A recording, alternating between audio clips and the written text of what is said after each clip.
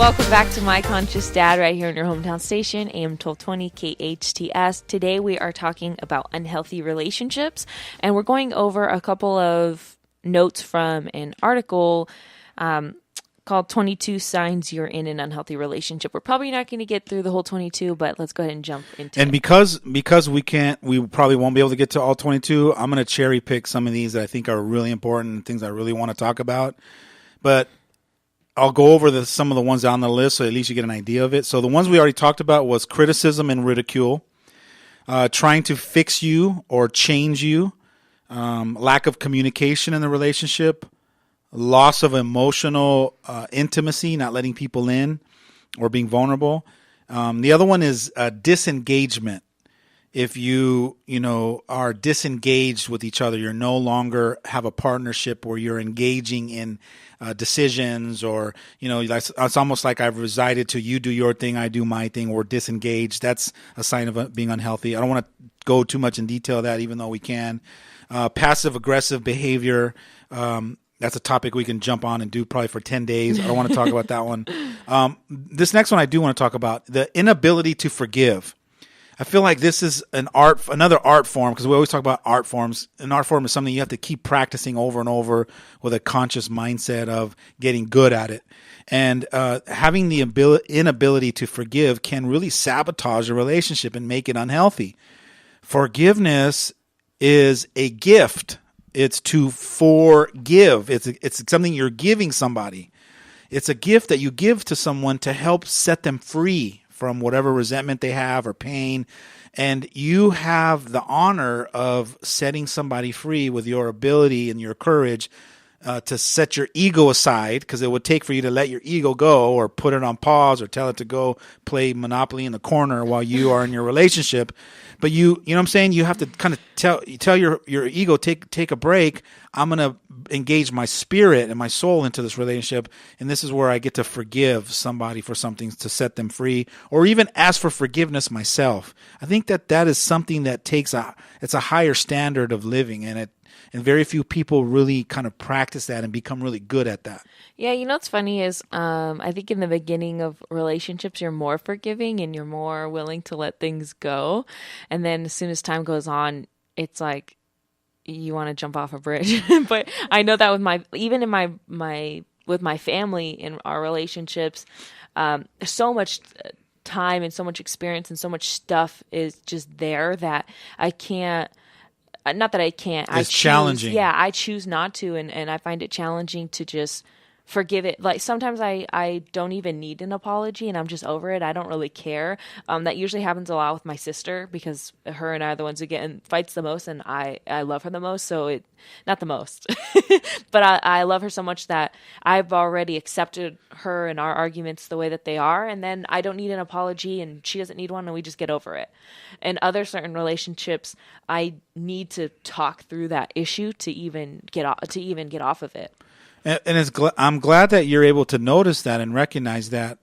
I just want to make sure that you're taking responsibility for at least communicating that and not stuffing it or tucking it away. I feel like forgiveness, whether it's needed to be received or to be given, it has to be asked for sometimes, because not everyone is so forthcoming with being willing to give that away. It's almost like money. Forgiveness is like money. Like people are so afraid to let it go or to give it away that we hoard it from fear. Like, no, if I forgive them, then it means that they're right, and what they did means that it was okay to do that to me. No, that's not what forgiveness means. Forgiveness means that it's a statement that you're moving past it, that you're unhooking yourself from it so you can let go of all the resentment and all the baggage that you've been carrying for that person. And I don't think people really give themselves permission to see it that deep. Forgiveness is it's not for the other person. Forgiveness is really for yourself, so you can free yourself up, so that you can keep moving on and let off some weight from you, so that you can start flapping those wings and start soaring again. But imagine carrying all this resentment you got resentment for him and for her. And if you really look around, it's like, man, there's like 12 people, or there's even 3 people in my life that really need to forgive. And once you start practicing it, you start to realize that, man, this is a great gift to myself. I get to kind of free myself up from it. And I think you get good at it. You get better at it the more you practice forgiving. And in having that inability to forgive gets in the way of our relationships, and it clogs it up and it makes it unhealthy. Another one that's on the list is codependent behavior. I don't want to get too much in detail about codependent behavior, but it's, basically when you're in a relationship where you guys are both dependent on needing things from each other. You're needy, and there's a neediness that he or she gives you. It's either attention or, she gives me validation. It's all of the things that I should already develop within myself. It's living in the mindset that, no, I don't have it within me. It's because I'm in a relationship with you that you give me these qualities and these goodies. And you always needing it, having an empty bucket within yourself and needing other people to fulfill it from the outside is not a very healthy relationship. You should learn how to develop all those beautiful qualities about yourself and, self-love and self-acceptance all within yourself so that you're not needing it from that other person. Because one day when the other person stops saying you look beautiful or you're amazing or, you're an awesome, human being, and they stop validating you, then all of a sudden the relationship starts to spiral downwards. And that's an unhealthy relationship when you enter in relationships being half complete yourself, and then you're a half complete human being, and now we're exchanging the neediness to fill each other's bucket. At a certain point, that dies out. 3 years, 8 years, 20 years, I've seen even 30 years where all of a sudden, I have a couple in front of me and they're going, he stopped telling me how beautiful I am. And they don't realize that there's probably a portion in her where she doesn't feel beautiful herself. And so for 30 years, she's been like drugs, like waiting for him to tell her how beautiful she is. And one day he just either outgrows that or doesn't realize that he's doing it, but he stops giving her those goodies. And now she's lost. She doesn't know who she is because she's been dependent on him validating who she is when the validation really comes from her. Yeah, I think we kind of talked about this a couple weeks ago. Was we did that same the same thing? The idea, and I want to just reiterate what we had said about. There's a difference, I think, between needing something and wanting something. That's right. So when it's needy, I need this person to tell me, or else I can't be with them anymore. That's different than I want this person to tell me that. So, or it would be nice to have. It would be nice to have that to validate me. But you know what? If I don't get it, I know who I am. Right. Or I know that I'm beautiful. I know that I'm amazing. Right. So if some of the things that we're saying identifies or you identify with, sometimes it's not necessarily you identify with it 100%. Maybe you identify with it a little bit, and it just has to do with the words that we're using. So that's right. It might not be needing. It might be wanting. So. Yeah, absolutely. Yeah. So if you're sitting there going, "Well, what's wrong with that, Alex? Yeah, I want somebody to tell me I'm beautiful," and that's great because there's a lot of things that I would like to have too to validate who I am, and it's it's important to have other people validate so that you go, okay, at least I'm on the right track. But when you come from a place of not being worthy enough or not believing it yourself, then you're always walking around like a drug addict needing that validation, and you can't survive without it. And so that's unhealthy. Speaking about drug addiction, the next one is actually substance abuse. So if there's any substance abuse going on, whether it's drinking, any kind of substance abuse that you're addicted to, that can be an unhealthy relationship. That abuse can get in the way of having a healthy minded human being engaged in relationships and contributing to it and really kind of giving into it. It's funny because in our trainings, a lot of times in the transformational trainings, we will give instructions to not drink alcohol the night before, or don't take, medications. And the reason why is because we want you to be fully present in the moment, experiencing your experiences, having the courage to engage. We want you to be healthy-minded, having an experience so there's a discovery. Wouldn't you want somebody healthy-minded in the relationship giving you all of the attention and the contribution from a healthy state of mind? Or would you want them to be, having some substances that kind of trick them to to have the courage to share with you?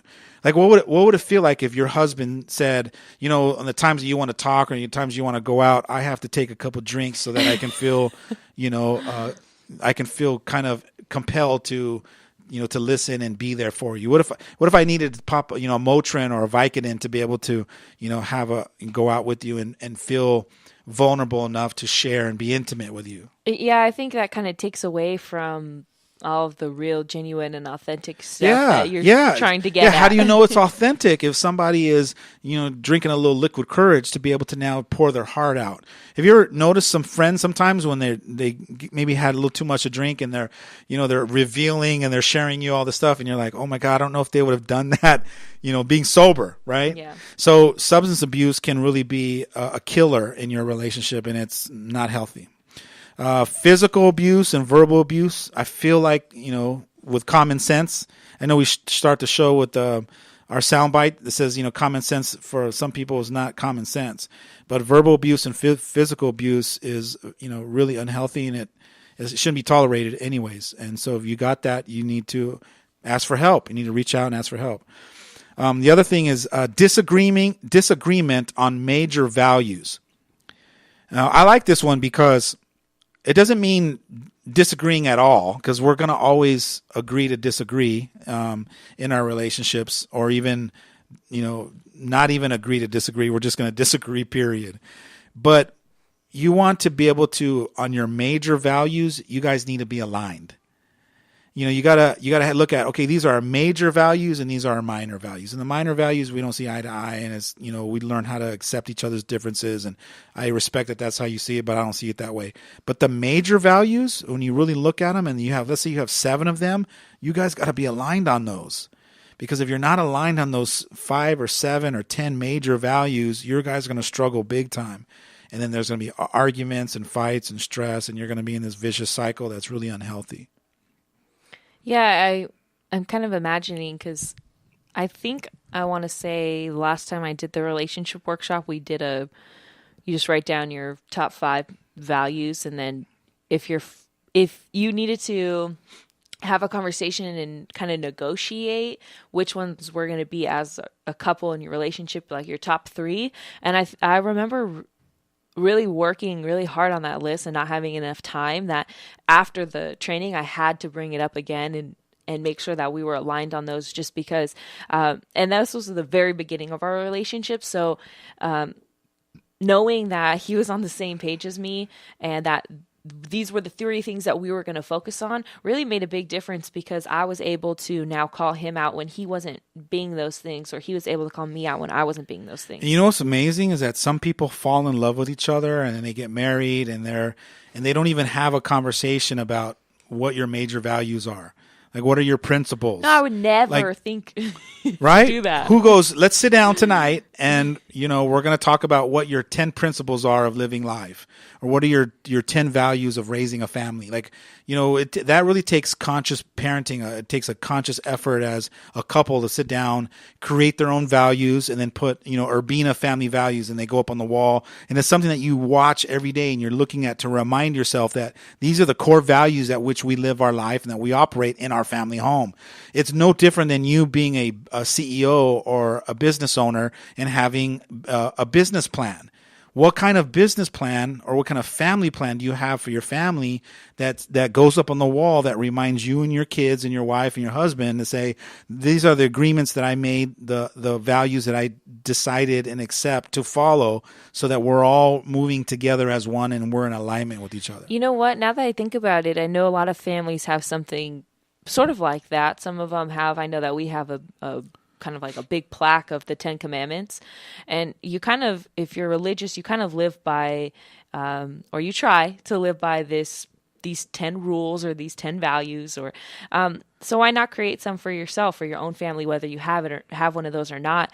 It would be kind of nice. I know that you throw up all kinds of affirmations and just pieces of paper all over the house. And we even we used to have a little paper on the door that we would have to look at every day. What's the most important thing to you? And then you would have the list, and you would, pick and try to decide. But sometimes just as a parent, throwing that up on the wall, you don't even have to say anything to your kids. You just throw it up. That's and right. And you know who started that? You know who started that? Your grandfather started that. Really? When I was a kid, he put up a piece of paper right near the telephone because apparently as teenagers, that's where we all hung out at. And it said, number 1, God, number 2, family, number 3, friends, number 3 was work, and number 4 was friends.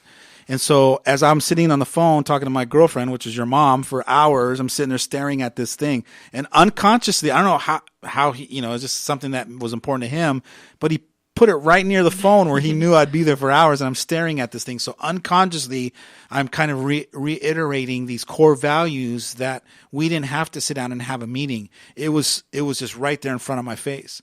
So then when I became a dad, that became something that I did. And so then I did it and put it at our front door. You remember, it's been there for I don't know how many years. It finally fell off, but it's been there for so many years. So I found a spot that I knew that, okay, where's the one spot where everyone's going to come, hit that same spot. And so I decided to put it right at the door so that every time you go outside the door, you're and it was because when you guys were teenagers, I wanted to remind you of what certain values were that should be important to you. I wasn't telling you that this is what they have to be. It was just more of a, hey, these are the values that I want to remind you of the choices that you can make. And you can choose your own order, but I wanted to give you that permission to kind of start thinking about it yourself. The next one on the list is loss of respect. If somehow in the relationship you've lost respect for your loved one, that's unhealthy. And it's going to continue to spiral down because there's nobody that you have that can help you either heal from it, move past it, grow out of it, make sense of it, justify it so that you can forgive and move on and start to develop a new level of respect for each other. I don't think couples realize that we have a reset button. Your reset button is finding a family friend or a minister or a coach or somebody that you trust, an advocate that you trust to help facilitate a process of hitting that reset button. And it's great to every once in a while to get in with somebody like that and hit that reset button so you can flush some of that stuff out and just recreate new platforms for you to keep rebuilding and keep, skyrocketing. But if you have lost respect and you don't deal with it, you just keep brushing under the carpet, that's just it's going to hit compound interest to a certain point where it just divides you, and then you're disengaged and you start going into a more unhealthier place. And you, at that point now, because you're both stubborn and you just didn't find those warning signs and make those course corrections, you'll be divorcing each other or you're going to be breaking up. Yeah, I once read an article that it wasn't an article, it was more like a poll, and they asked men and women of different ages and races and everything, all kinds of different people, what's more important to you, to be loved or to be respected? Hands down, every guy said, no, it was like something crazy, like 98% of men said they'd rather be respected than loved, and then women was like 60-40 or something, rather be loved than respected. And to me, I didn't realize, I read that in a magazine when I was like 15, but I had never realized that men would rather be respected and loved, that they don't care about all that. Not that they don't care, but they would rather have you respect them than, be lovey-dovey and do all of that. I love you stuff. What I think they don't realize is that we're, through that lovey-dovey stuff and all the things that we do for them, the surprises and the things we make and the chocolate hearts, all that, it is the respect, So I really am grateful that I had gotten that piece of information, and I just wanted to say it just in case, you're driving in your car and you wonder why you and your husband aren't getting along right now, and you're thinking to yourself, I'm loving him so much, I'm doing everything, but if he doesn't feel like you're respecting him, then he might as well not feel the love at all. I like that. That's great insight. As you were saying that, I was thinking to myself, I was actually answering my own question, or that question is, would I rather be respected or loved? And for me, hands down, it's loved. And the reason why is because when you ask that question, because I have my ego in check to a certain degree, not 100%, but I have it in check to a certain degree, ego wanted to jump in and I go, stop. And I had to tell it to go play Monopoly in the corner. And then I let my spirit come out and go, absolutely. When spirit stood up, it went, absolutely loved. We don't care about being respected. We want to be loved. My ego wants to be respected. My ego wants to get in there and go, no, you respect me. You talk to me the certain way that I need you to talk to me. And you do certain things that I need you to do to show me a sign of respect. If you're loving me, I get that you respect me if you're loving. I was just gonna say, if you choose love, respect will come. That's right. That's right. That's what I'm trying to say. It's like if we're focused on just loving each other, the respect just shows up out of the love that you have for the other person. So when people say, "No, I'd rather be respected," you're saying you'd rather have either or, rather than going for the win-win, which is no, let's go for the love, and the respect just follows along as part of the package of love, right? I guess we got to go on a break. Man, we're going to do these quick. Wow. Take us out on a break. Stay tuned for more of My Conscious Dad right here on your hometown station, AM 1220 KHTS. Welcome back to listening to My Conscious Dad right here on your hometown station, AM 1220 KHTS. Today we're talking about unhealthy relationships, and we're going over some of the signs that may help you distinguish whether you're in an unhealthy relationship or not. So we only have a couple of minutes, so we're just going to get through the rest of the list. Yeah, I'm just going to go over them real quick, and then I'm going to let you cherry pick one so we can talk about it, and then if we have enough time, we'll pick a second one. So the rest of the list looks like dishonesty and secrecy. So if you're dishonest or have secrecy going on, that's obviously unhealthy, and it's going to drive a wedge in your relationship. Jealousy and insecurity.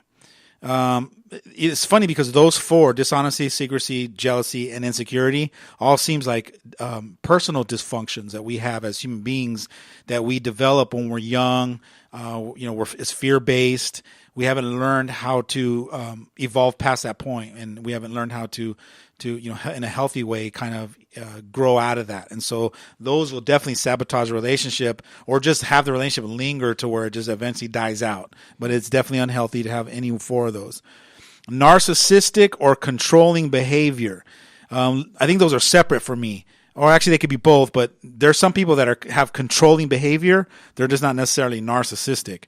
But any kind of controlling behavior, if you had this need to control other people, I mean, that you're going to really, that's going to drive a wedge also in your relationship. And then if you're narcissistic, it means just you're really good at being a master manipulator. You're sweet as pie and you're charming, and that's the part that everyone loves about you. But then there's this nasty side of you that switches like a monster, and so those people that have those dysfunctions are red flags for you. And if you haven't figured that out, you could be in a relationship and not even realize it.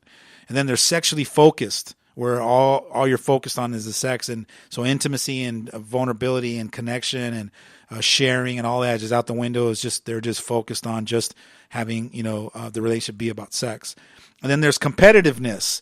I like this one because there's healthy competitiveness and there's unhealthy, but I think they're talking about the competitiveness where it's like, it's just you're fixated on I'm going to beat you or I'm going to get you and all that kind of stuff. It's not healthy. Overly involved extended family, when you have brothers and sisters or moms or mother-in-laws are getting involved, and when everyone wants to chime in, that's not healthy. You need to learn how to create, you and your wife or your husband have a bond and create that teamwork where you just learn how to close the doors and you guys work it out. You guys are, big boy, big girl. You guys get in there and start handling that. And the last one is threats of leaving.